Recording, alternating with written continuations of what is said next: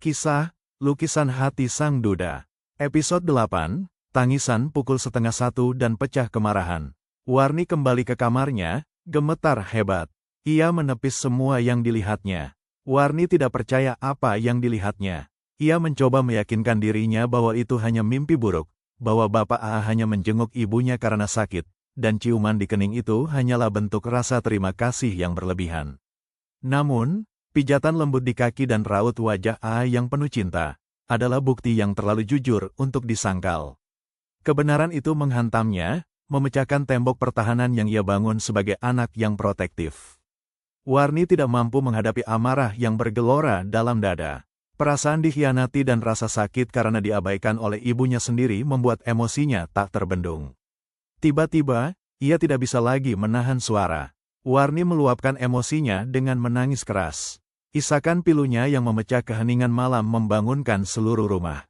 Rina sontak terbangun, panik melihat jam dinding menunjukkan pukul 1 dini hari.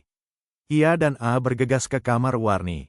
"Warni, ada apa, nak? Kenapa menangis sekencang ini?" tanya Rina cemas, memeluk anaknya. Warni melepaskan pelukan ibunya dengan kasar, matanya yang basah kini penuh kobaran api. Ia menunjuk ke arah A yang berdiri dengan wajah memelas. Kenapa Bapak ada di sini? Bapak pembohong, Ibu pembohong, teriak Warni, suaranya parau. Kalian pikir saya bodoh? Saya lihat, apa yang kalian lakukan. Situasi tiba-tiba terbuka paksa. A tahu ia harus jujur dan menenangkan putri tirinya. Ia melangkah maju dengan hati-hati. Nak Warni, tenanglah dulu.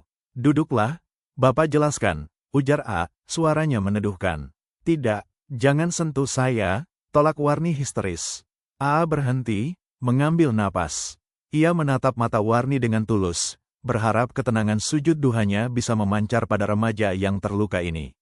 A memberinya nasihat agar tenang, dan mengatakan bahwa dia telah menikah dengan ibunya. Ia menceritakan singkat proses pernikahan sunyi mereka, menekankan bahwa pernikahan ini sah di mata agama dan dilakukan demi menjaga perasaan ibunya yang tidak ingin menjadi pusat perhatian. Namun, pengakuan itu justru menjadi bensin bagi api kemarahan Warni. Warni tidak dapat mengendalikan emosinya. Bagi Warni, pernikahan tanpa izin dan tanpa restu anak adalah pengkhianatan terburuk. "Pergi, saya tidak mau Bapak ada di sini. Bapak merusak semuanya. Keluar dari rumah saya," raung Warni, matanya memerah. A dan Rina saling pandang. Rina mencoba menenangkan anaknya, tapi Warni tetap memberontak. "Pergi, saya bilang pergi." Melihat situasi yang sudah tak terkendali, dan demi mencegah Warni melukai dirinya sendiri atau memperkeruh keadaan, A membuat keputusan berat. A keluar karena situasi tidak dapat dia kendalikan. Ia tahu, menghadapi amarah tidak akan menyelesaikan masalah. Ia harus memberi Warni ruang. Dengan hati yang hancur, A keluar rumah dengan tenang. Ia sempat menatap Rina sejenak, memberikan isyarat bahwa ia akan menunggu di luar.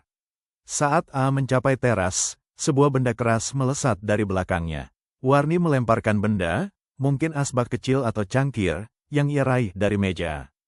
Benda itu menghantam tembok di samping pintu, pecah berkeping-keping.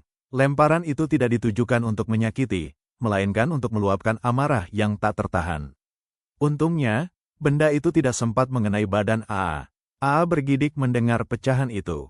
Ia terus berjalan, keluar dari gerbang, dan duduk di bangku di dekat studio lukisnya. Malam yang seharusnya diisi kehangatan suami istri, kini dipenuhi suara tangisan dan pecahan kaca. Ia hanya bisa menatap rembulan, meratapi kenyataan pahit. Ia telah sah sebagai suami, namun diusir oleh putri tirinya sendiri. Jalan menuju keluarga utuh masih terjal dan penuh bebatuan. Pertanyaan untuk episode selanjutnya. Apa langkah pertama Rina setelah A pergi? Apakah ia akan mendukung suaminya atau memihak anaknya? Bagaimana A akan berjuang untuk membuktikan ketulusannya kepada Warni yang kini membencinya? Dan bagaimana tanggapan Firda dan Riko ketika mereka mendengar keributan dan rahasia yang terungkap ini? Nantikan kelanjutan kisahnya di episode 9.